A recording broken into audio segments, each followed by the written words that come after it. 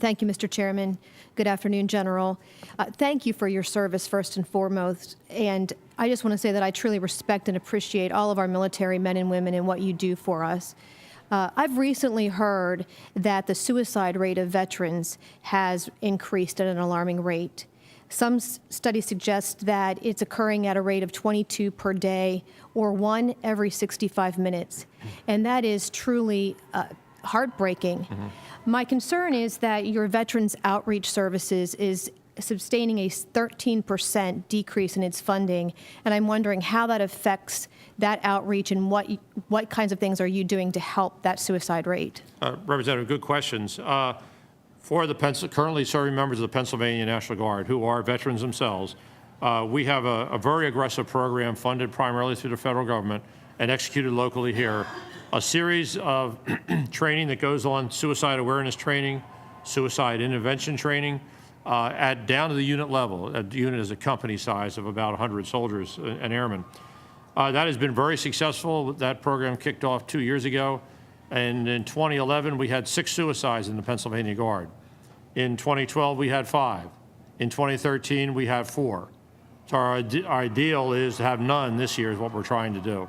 So I'm very comfortable and very happy to see that. And in addition, it is very sobering to realize, but also good news, we've had the last 2 years, each of the 2 years, we've had about 75 successful interventions where a soldier or airman has come to our chain of command and said, I'm in a bad place, I'm afraid I want to end my life, I just can't deal with it anymore, or some trigger like that. And the chain of command then immediately reacted and got that soldier or airman help. So it's disconcerting to me that we would have my soldier and airmen in that position, but the fact we probably saved, of those 75 potentials, probably 10 or 15 would have actually tried to do it, and we were able to intervene and stop it. So I'm real happy and very pleased with that result. With the suicide prevention in general, the federal VA has come online with that on a big way. They have a very successful suicide intervention hotline that has experienced in about a year 800,000 calls.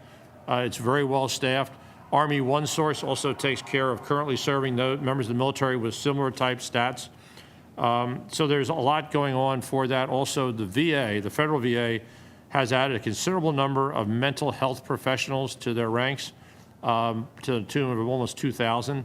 So they're very aggressively going after that as well, because they want to have the same kind of success that we have enjoyed here in the Pennsylvania Guard and drive that figure down.